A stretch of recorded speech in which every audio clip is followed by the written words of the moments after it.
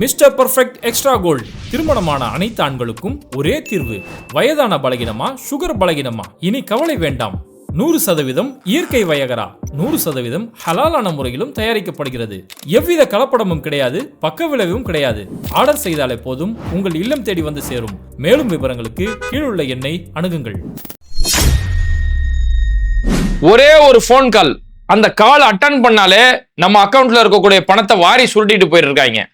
இன்னைக்கு உலகம் ரொம்ப வேகமா பரபரப்பா ரொம்ப பெரிய அளவுல டெக்னாலஜியில வளர்ந்துட்டு போயிட்டு இருக்கக்கூடிய நேரத்துல திருடர்களும் ஸ்கேமர்களும் அவனும் டெக்னாலஜி ரீதியா இன்னைக்கு வளர்ந்து வந்துட்டு இருக்கிறான். அதுல இன்னைக்கு எந்த அளவுக்குலாம் சாமானிய மக்களுடைய பணங்கள் இன்னைக்கு பறிக்கப்பட்டு இருக்கு அப்படிங்கிற அந்த அடிப்படையான விஷயங்களை தான் இன்னைக்கு வீடியோல நம்ம பார்க்க போறோம். இப்போ இதுல பார்த்தோம்னா இந்த ஆன்லைன் ஸ்கேம் தான். ஏன்னா இன்னைக்கு எல்லாமே டிஜிட்டல் வசமா மாறினதால டிஜிட்டல் லெவல்ல இன்னைக்கு நடக்கக்கூடிய ஸ்கேம் தான் இன்னைக்கு பெரிய அளவுல இருக்கு. இதுக்கு குறி வைக்கிறது எல்லாமே பூமர் அங்கிள் தான். ஒரு 45 வயசு 50 வயசுல இருக்கக்கூடிய பூமர் அங்கிள் இருக்காங்க இல்லையா, அவங்க தான் இதுக்கு வைக்கக்கூடிய குறிகள்.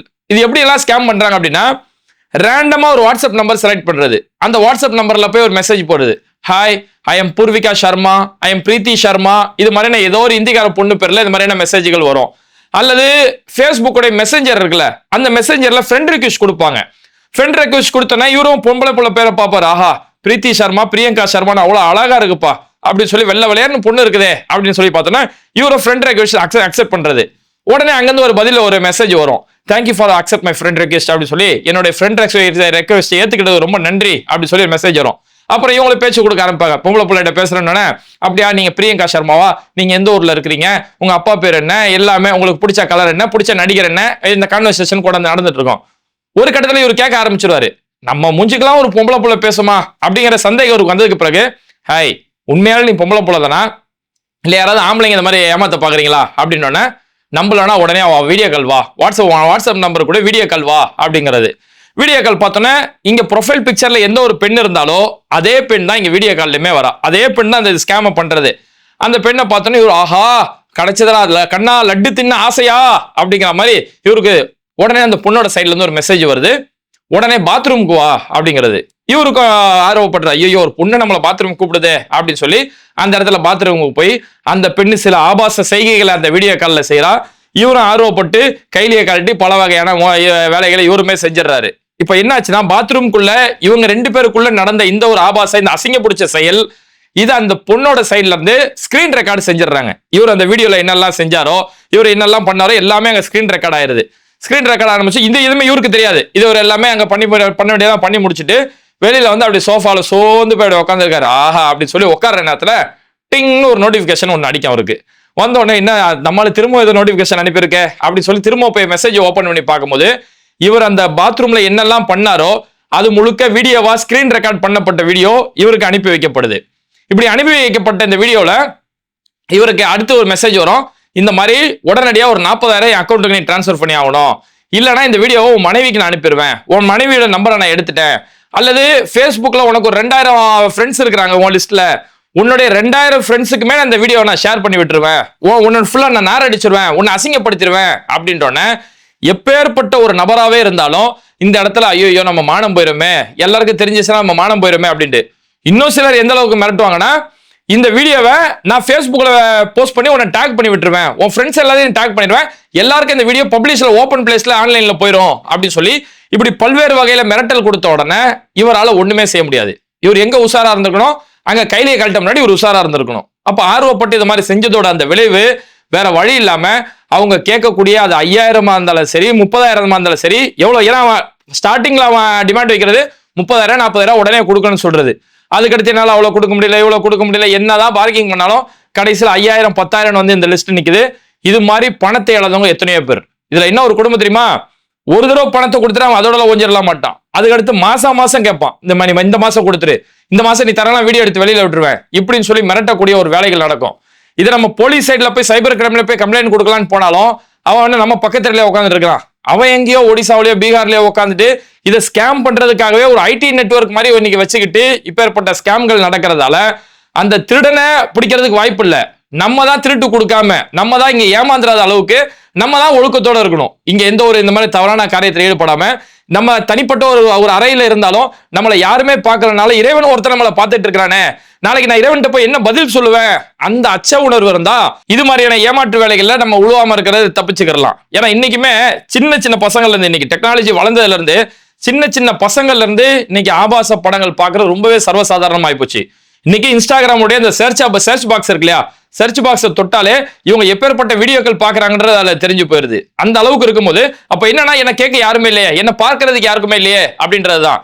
அதனாலதான் நபிகள் நாயகம் சொல்லுவாங்க, நீங்கள் இருவர் இருந்தாலும் அங்கு மூன்றாவதாக இறைவன் இருக்கிறான் அப்படின்னு சொல்றது. அதனால எந்த இடத்துல இருந்தாலும் இறைவன் என்ன பார்க்கறான், நான் இறைவனுக்கு பயப்படணும் அப்படின்ற ஒரு அச்சம் இருந்தா இது மாதிரியான எந்த தவறுகளும் செய்ய வாய்ப்பில்லை, எந்த ஒரு மோசடியிலும் நம்ம சிக்கிறதுக்கும் வாய்ப்பில்லை. அதனால இது மாதிரியான ஸ்கேம்கள் நடக்கக்கூடிய இடத்துல எந்த ஒரு விஷயத்திலுமே நம்ம ஏமாந்து போய் இந்த ஆர்வ கோளாறுலையோ இல்ல ஒரு சபலப்பட்டோ இது மாதிரியான இடங்களை விழுந்துடக்கூடாது. பொதுவாகவே நம்ம சொல்றது என்ன தெரியுமா, அது ஆணோ பெண்ணோ வீடியோ கால் தெரியாத நம்பர்ல இருந்து வீடியோ கால் வந்து எடுக்காதீங்க. ஏன்னா இன்னைக்கு இன்னும் அடுத்த கட்ட திருட எந்த லெவலுக்கு போயிட்டேன் அப்படின்னா, ஒரு பக்கம் இப்படி சபலத்துல போய் விழுவுறது, இன்னொரு பக்கம் எந்த தப்பும் செய்யாதவங்க இருக்காங்க இல்லையா, அவங்களுக்கு ரேண்டமா ஒரு வீடியோ கால் பண்றான். சரி, ஏதோ ஒரு நம்பர்ல இருந்து கால் வருதுன்னு சொல்லி இவங்களும் அட்டன் பண்ணி வீடியோ கால் அட்டன் பண்ணோன்னே அந்த எதிர் திசையில ஒரு ஆணோ அல்லது பெண்ணோ ஆபாசமா அந்த இடத்துல இருக்கிறாங்க. இவனுக்கு தேவைங்க ஒரு ஸ்கிரீன்ஷாட் எடுத்துருவான். நம்ம வீடியோ கால் இப்படி பேசுறோம், நம்ம ஏதோ நார்மலா வீடியோ கால் நினைச்சு இப்படி பேசுவோம், அங்க எதிர் திசையில ஒரு ஆபாசமா இருக்கக்கூடிய ஒரு நபர் இருப்பாங்க. அப்ப இதை ஸ்கிரீன்ஷாட் எடுத்து இதை எடுத்து பப்ளிக்ல யார்ட்டையா சொன்னாலுமே யாருமே நம்ப போறது இல்ல. இப்ப எடுத்து பார்க்கும்போது இவன் இந்த ஆபாச கால் தான் பேசியிருக்கான் அப்படின்னு தான் எல்லாரும் நம்புவாங்க. அதனால இது பெண்களை குறி வச்சு இது மாதிரி இன்னைக்கு நடந்துட்டு இருக்குது. பெண்களுக்கு ரேண்டமா ஒரு போன் நம்பரை செலக்ட் பண்ணி கால் பண்றாங்க. ஒரு பெண் அட்டன் பண்ணிட்டா அந்த எதிர் திசையில ஒரு ஆம்பளை வந்து இப்படி ஆபாசமா இருக்கான், நீ நான் கேட்கிற தொகையை கொடுக்கணும், இல்லைன்னா உன் புருஷனுக்கு இந்த வீடியோ நான் அனுப்பிடுவேன், இந்த போட்டோவை நான் அனுப்பிடுவேன் அப்படின்னு சொல்லி இப்படி மிரட்டக்கூடிய விஷயங்கள். ஏன்னா எந்த ஒரு பொண்ணை சொன்னாலும் இன்னைக்கு வெளியில யாருமே டக்குன்னு நம்பாதில்ல, டக்குன்னு ஒரு பொய்யை நம்பக்கூடிய அளவுக்கு உண்மையை யாருமே இன்னைக்கு நம்ப மாட்டாங்க. அதனால இப்படி பல்வேறு வகையான மோசடிகள் நடக்கிறதால தெரியாத நம்பர்ல இருந்து இது மாதிரியான வாட்ஸ்அப் காலோ வீடியோ காலோ எது வந்தாலும் தெரியாத நம்பர்ல இருந்து அந்த காலை எடுக்காதீங்க. நமக்கு தெரிஞ்ச நபரா இருந்தா மட்டும் வீடியோ கால் அக்செப்ட் பண்ணிட்டு மற்ற நார்மல் கால் ஆடியோ கால் எது வந்தாலும் அதில் அட்டன் பண்ணி பேசிக்கலாம். அதுக்கான இது மாதிரி மிரட்டல் ஏதாவது நடந்தாலும் உடனடியாக நம்ம குடும்பத்திலையும் காவல்துறையிலும் இதை பத்தி தெரியப்படுத்தி அதுக்கான ஆக்ஷன் எடுக்க வேண்டியது ரொம்ப முக்கியம்.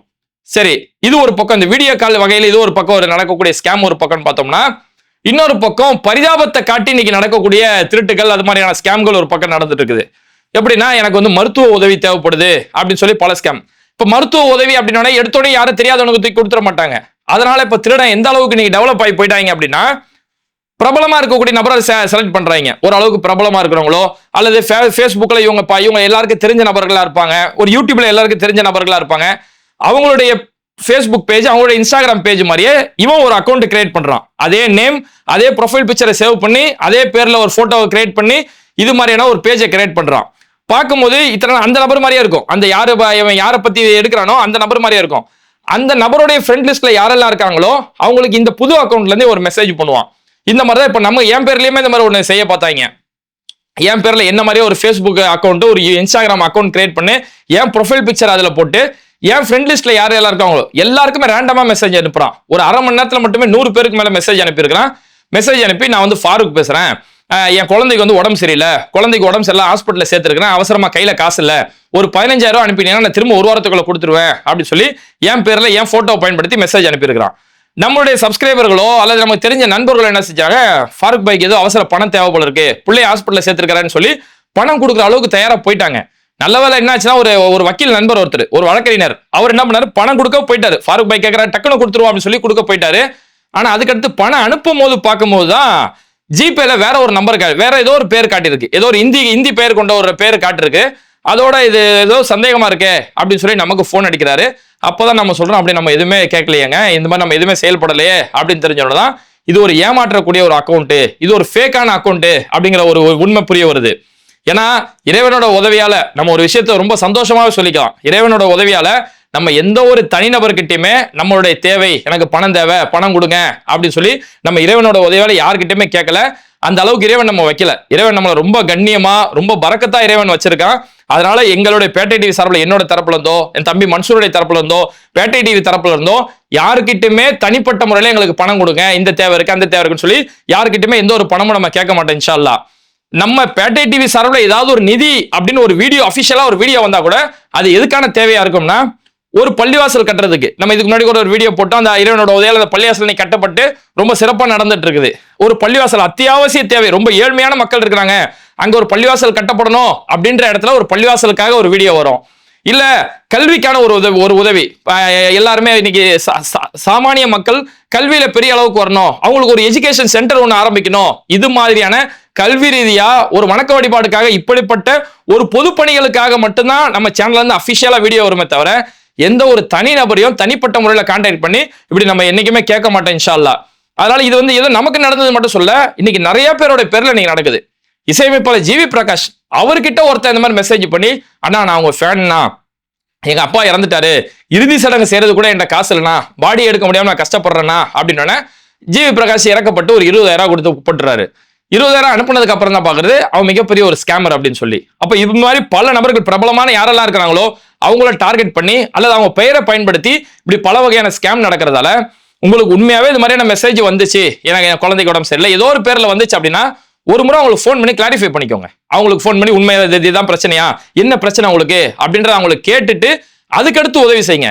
இல்ல நான் வந்து ரொம்ப இஹ்லாஸா இருக்கேன், நான் ரொம்ப பெருந்தன்மையா இருக்கேன், இல்ல வலது கை கொடுக்கறது இடது கைக்கு தெரியாம நான் பாத்துக்கிறேன் அப்படின்னு சொல்லி அந்த பெருந்தன்மையை நீங்க ஆன்லைன்ல காட்டாதீங்க, ஆஃப்லைன்ல காட்டிக்கோங்க. அதாவது ஒருத்தருக்கு நம்ம ஒரு உதவி செய்யறோம், அந்த உதவி அவருக்கு நமக்கு மட்டும் இருந்தா போதும், அதை கொண்டு போய் நம்ம 3வது நபர்கிட்ட நம்ம சொல்ல தேவையில்ல.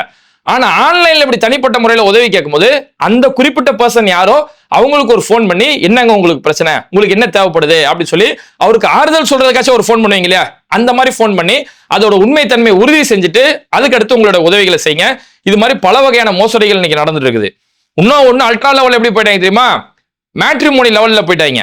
மேட்ரிமோனில யாராவது திருமண தேவைக்காக பதிவு செய்யறாங்களா, அதுல ஒரு 40+, ஏன்னா டார்கெட் உங்களுக்கு பூமர் அங்கிள் தான். 40+ல யாராவது ஒரு 40 வயசு திருமணம் ஆகல, அந்த கால 90s கிட்ஸ் 80s கிட்ஸ் இருப்பாங்க இல்லையா, அப்ப அவங்கள டார்கெட் பண்றாங்க. ஒரு பெண்ணோட பேர்ல இருந்து, உண்மையால பெண் தான் அது, பெண்ணோட பேர்ல இல்ல, உண்மையால பெண் தான், பெண்ணோட பேர்ல இருந்து ப்ரொஃபைல் போய் உங்க ப்ரொஃபைல் நான் பார்த்தேன், உங்களை ரொம்ப எனக்கு பிடிச்சிருக்கு, வாங்க நம்ம ஒரு நாள் டேட்டிங் பண்ணி பார்க்கலாமே அப்படின்னு சொல்லி ஒரு நாள் பழகுற மாதிரி அவங்கள கூப்பிட்டு போயிட்டு அவங்க கையில இருக்கக்கூடிய பணங்கள் எல்லாம் திருடிட்டு விடக்கூடிய இது மாதிரியான பல வகையான மோசடி. ஏன்னா இது மாதிரி ஆபாசம் அப்படிங்கிற பெயர்ல ஒரு ஸ்கேம் நடந்துருச்சு அப்படின்னா அது அந்த நபரால போலீஸ்ல போய் புகார் கூட கொடுக்க முடியாது. ஒரு இடத்துல தனிப்பட்ட முறையில் எங்கேயா பணம் திருடிட்டாலோ பணத்தை மோசடி செஞ்சிட்டாலோ ஓடி போய் போலீஸ்ல போய் புகார் கொடுக்க முடியும். ஆனா இப்படி ஒரு ஆபாச இடத்துல ஒரு சபலத்துல போய் ஒருத்தர் இந்த மாதிரி தவறு செஞ்சுட்டான், பணத்தை இழந்துட்டான் அப்படின்னா இவனுக்கு போலீஸ் ஸ்டேஷன்ல போய் சொல்றது கூட இவனுக்கு ஒரு தைரியம் இருக்காது இல்லையா. அதனால இந்த மாதிரியான விஷயங்களை டார்கெட் பண்ணி இன்னைக்கு பல வகையான மோசடிகள் நடக்குது. அதனால இந்த மாதிரி மோசடிகள் நடக்கக்கூடிய இடத்துல நாம தான் ரொம்ப உஷாரா இருக்கணும். ஏன்னா இன்னைக்கு திருடன் டெவலப் ஆகிறதுக்கு இன்னைக்கு வரக்கூடிய சினிமாக்களே இன்னைக்கு காரணமா இருக்கு இல்லையா.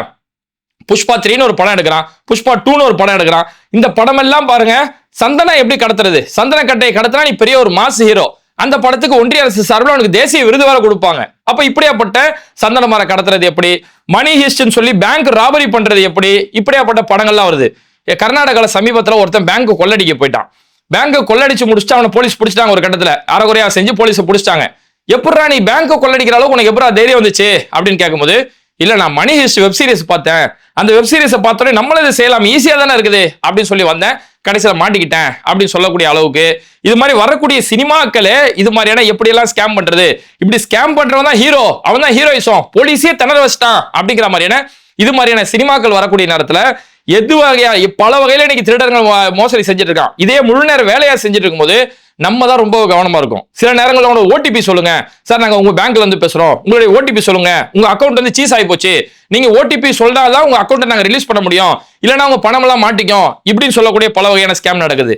ஒரு விஷயத்தை உறுதியா தெரிஞ்சுக்கணும், எந்த ஒரு பேங்க்ல வந்து யாருக்கும் போன் பண்ணி தனிப்பட்ட முறையில் ஓடிபி கேட்க மாட்டாங்க. அதுல ரொம்பவே உறுதியா இருங்க. பேங்க்ல இருந்தோ போலீஸ் தரப்புல இருந்தோ எந்த ஒரு இடத்துல மாதிரி நம்மளோட ஓடிபி கேட்க மாட்டாங்க. எங்க ஒரு இடத்துல ஓடிபி கேட்கப்படுதோ அவன் ஒரு ஸ்கேமர், அவன் ஒரு மோசடிக்காரன் அப்படிங்கறத இந்த இடத்துல நம்ம ரொம்பவே தெளிவா புரிஞ்சுக்கணும். இது மாதிரி வீடியோக்களை தொடர்ந்து பார்க்கிறதுக்கு மறக்காம பேட்டை டிவியை சப்ஸ்கிரைப் பண்ணிட்டு இந்த வீடியோக்களை உங்க நண்பர்களுக்கு அதிகமா ஷேர் செய்யுங்க. இணைந்திருப்போம். பேட்டை டிவி ஹஜ் உம்ரா சர்வீஸ். உங்கள் உம்ராவை முழு இபாதத்தில் கழித்து முறையான வழிகாட்டலுடன் செய்வோம். மக்கா மதினாவில் ஹரமுக்கு மிக அருகில் தங்குமிடம், தரமான தமிழக உணவு, ஒவ்வொரு வேளையும் 2 வகையான உணவு வகைகள், 100க்கும் மேற்பட்ட வரலாற்று இடங்களை பார்வையிடலாம். இவை அனைத்தும் முழு மன திருப்தியுடன் முழுமையான இபாதத்தில் மிக குறைந்த விலையில் செய்திட கீழுள்ள எண்ணை அணுகுங்கள்.